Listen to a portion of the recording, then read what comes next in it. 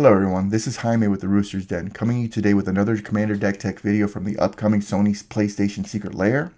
But before I tell you which one this one is, you know what to do. Hit the music.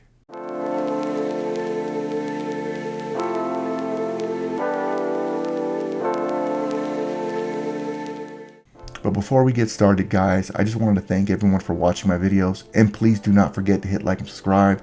Watching this channel grow for the past month has been amazing, and I want to continue to see it grow, so thank you so much. Alright guys, let's get into the deck tech. Today's Commander deck tech is of Nathan Drake Treasure Hunter. Nathan Drake is a daring treasure hunter from the Uncharted series, a charming rogue with the knack of finding lost civilizations, uncovering priceless artifacts, and somehow surviving the chaos that follows. He's equal parts explorer, historian, and scoundrel, defined by his quick wit, impossible luck, and unstoppable drive to uncover the truth. Flavor-wise, Wizards knocked it out of the park again with this card. Nathan rewards you for finding or stealing treasure, drawing extra cards, or triggering abilities when you discover something, i.e. exiling the top card of your opponent's library and playing them. This perfectly embodies his character, since, he likes to steal things for the greater good, and the greater good is us winning the game. Nathan is a Grixis and 1 3/2 with first strike that reads, you may spend mana as though it were mana of any color to cast spells you don't own, or to activate abilities of permanents you control but don't own. Also, whenever Nathan Drake attacks, exile the top card of each player's library. You may cast a spell from among those cards. My Nathan Drake Commander deck thrives on adventure, risk, and reward. It captures the spirit through the exiling of the top card of each opponent's library and playing those cards. Thus, we kill our opponents with their own cards. Let's get started. Let's start off with the Planeswalkers of the deck. We have 2 of them. First one, Tasha the Witch Queen. Her static ability reads, whenever you cast a spell you don't own, create a 3/3 black demon creature token. We're going to be casting lots of spells we don't own, so we're going to be building an army of black 3/3 demons. Yeah, that's not, Uncharted flavor-wise, but it helps us win the game, and that's all we really care about. Her +1, draw a card. For each opponent, exile up to 1 instant or sorcery from that player's graveyard, put a page counter on it. -3, you may cast a spell from among those cards exiled with a page counter on them without paying their mana cost. This is just another way to steal more stuff from our opponents. They may have a ramp spell that we want to use. They may have a removal spell we want to use. They may have an extra turn spell we want to use. Anything that could help us, Tasha will help us cast it. Next Planeswalker, Valki, God of Lies, aka Tibalt, Cosmic Impostor. As Tibalt, Cosmic Impostor enters the battlefield, you get an emblem. You may play cards exiled with Tibalt, Cosmic Impostor, and you may spend mana as though if they were mana of any color to cast these spells. Tibalt is just another card that allows us to cast spells from exile. As you're going to see throughout this deck, that's going to be a big theme, casting spells that our opponents exile. It's going to be awesome. His +2, exile the top 2 cards of each player's library. -3, exile target artifact or creature, removal, which also then we can recast later with Tibalt.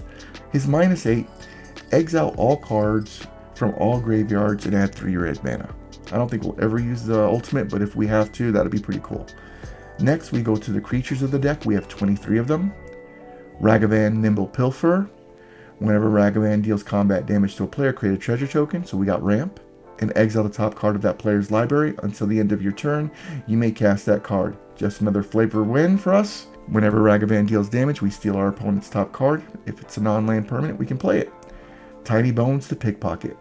When Tiny Bones deals combat damage to a player, you may cast a non-basic land card from that player's graveyard and spend mana as though if it were mana of any color. Just another way to steal stuff from our opponent's graveyards. Another good way to do it. Great flavor win I feel in for the deck. Dolphy Voidwalker. If a card would be put into an opponent's graveyard from anywhere, instead exile it with a void counter on it. Then we can tap, sacrifice Dolphy. Choose an exile card an opponent controls that has a void counter on it. You may play that card without paying its mana cost. Kellogg, Dangerous Mind. When Kellogg attacks, create a treasure token. Sacrifice 5 treasure tokens. Gain control of target creature for as long as you control Kellogg. Just another way to steal stuff from our opponents. Can't go wrong there. Laughing Jasper Flint. Creatures you control but don't own are mercenaries in addition to their other types. At the beginning of your upkeep, exile the top 8 cards of target opponent's library, where X is the number of outlaws you control. Until the end of your turn, you may cast spells from among those cards, and mana of any color type can be spent to cast those spells. Opposition Agent. It has flash. You control opponents while they're searching their libraries. When an opponent is searching their library, they exile each card they find. You may play those cards as long as they remained exiled, and you may spend mana as though if it were mana of any color. Professional Facebreaker. Mana Ramp. Whenever one or more creatures you control deal combat damage to a player, create a treasure token. Sacrifice a treasure token, exile the top card of your library. You may play that card this turn. Thief of Sanity. Whenever this creature deals combat damage to a player, look at the top 3 cards of that player's library, exile one of them face down, then put the rest in their graveyard. You may cast that card for as long as it remains exiled, and mana of any type can be spent to cast that spell. Van, Street Thief. Whenever one or more scouts, pirates, and or rogues you control deals combat damage to a player, exile the top card of that player's library. You may cast it. If you don't, create a treasure token. Whenever you cast a spell you don't own, put a +1/+1 counter on each scout, pirate, or rogue you control. And our boy Nathan just happens to be a rogue, so this works out perfectly. Don Andreas the Renegade.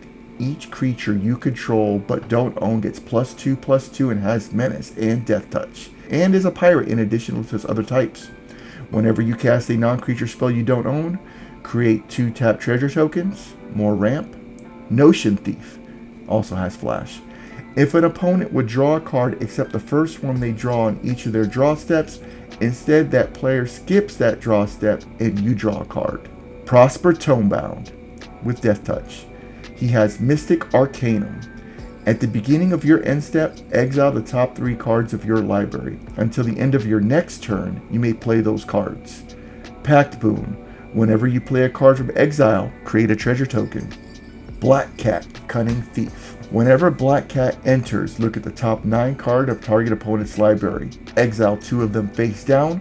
Put the rest at the bottom of their library in a random order. You may play those exiled cards for as long as they remain exiled. Mana of any type can be spent to cast those cards this way.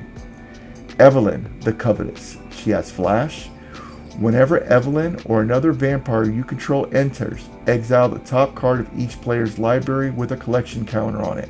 Once each turn, you may play a card from exile with a collection counter on it. If it was exiled by an ability you control, you may spend mana as though if it were mana of any color.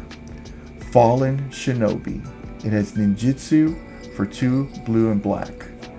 Whenever this creature deals damage to a player, that player exiles the top 2 cards of their library. Until end of turn, you may play those cards without paying its mana cost. Kefka, Court Mage. Whenever Kefka enters or attacks, each player discards a card. Then you draw a card for each card type amongst cards discarded this way. Then you can pay 8. Each opponent sacrifices a permanent of their choice and transform Kefka. Activate only as a sorcery.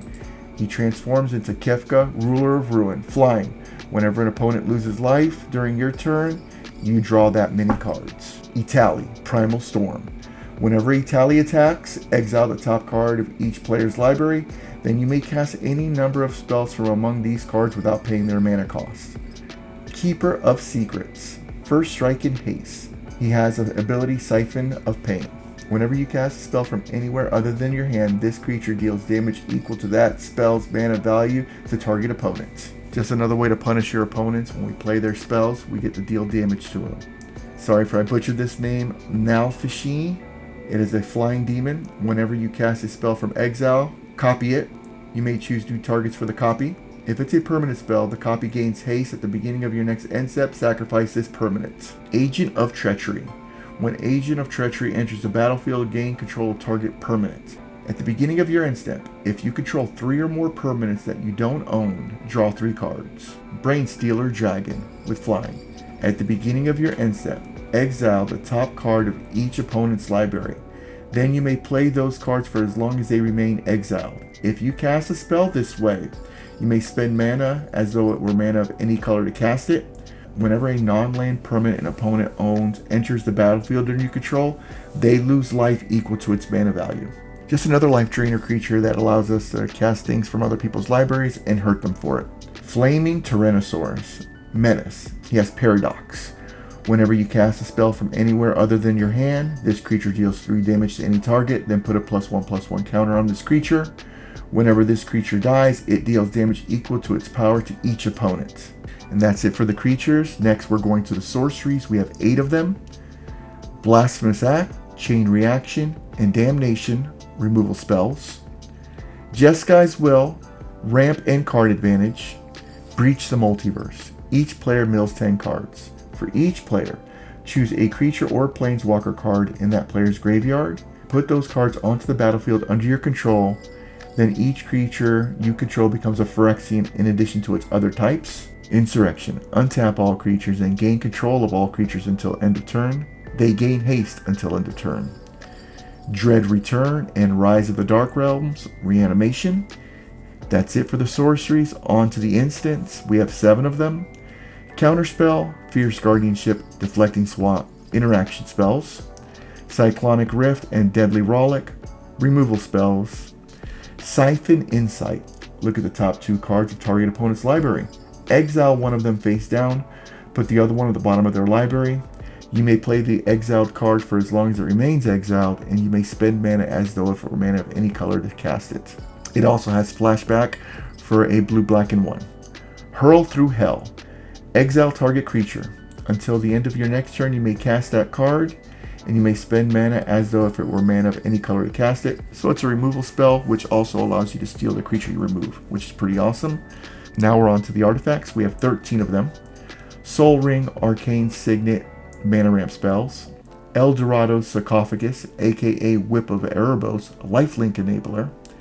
Talisman of Creativity, Dominance, and Indulgence, more ramp. The Soul Stone, Curse Mirror, King Bay Clock, aka Midnight Clock, mana ramp with a little bit of upside for each of these cards.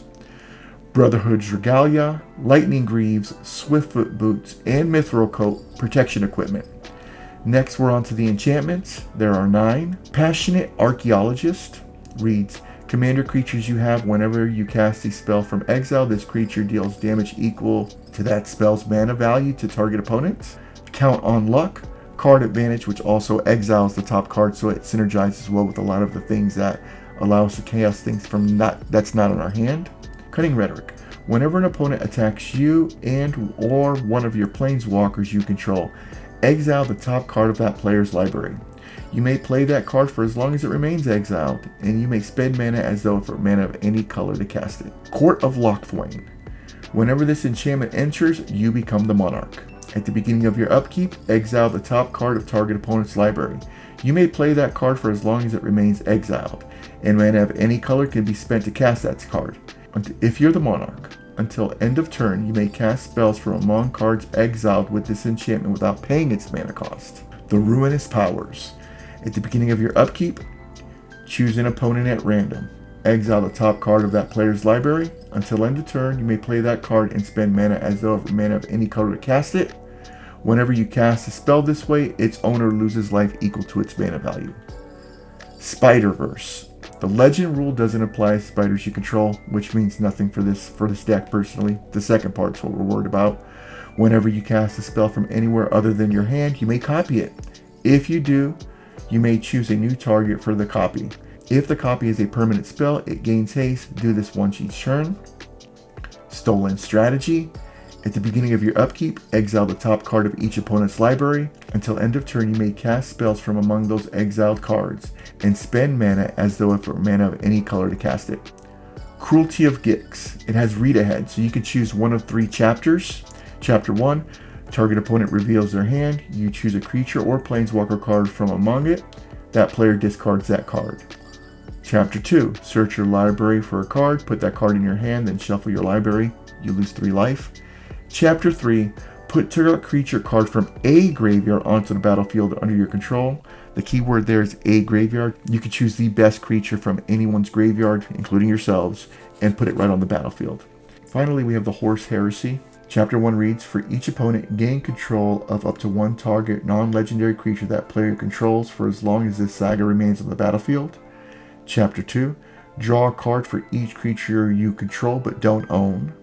Chapter 3, starting with you, each player chooses a creature. Destroy each creature chosen this way. Finally, we're on to the lands. We have 38 of them. This is a Grixis deck, so there isn't much waste to ramp in Grixis, so we went a little land heavy, which I don't have a problem with.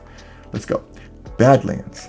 Black Cleave Cliffs, Blaze Mine Verge, Blood Crypt, Bloodstained Mire, Command Tower, Dark Slick Shores, Dragon Skull Summit, Gloom Lake Verge, 3 Islands, 4 Mountains, Mistrise Village, Path of Ancestry, Polluted Delta, Rivendell, Riverpire Verge, Rogue's Passage, Scalding Tarn, Shivan Reef, Fire Bluff Canal, Steam Vents, Sulphuric Springs, Thundering Falls, 4 Swamps, Undercity Sewers, Underground River, Underground Sea, Volcanic Island, Watery Grave, Xander's Lounge.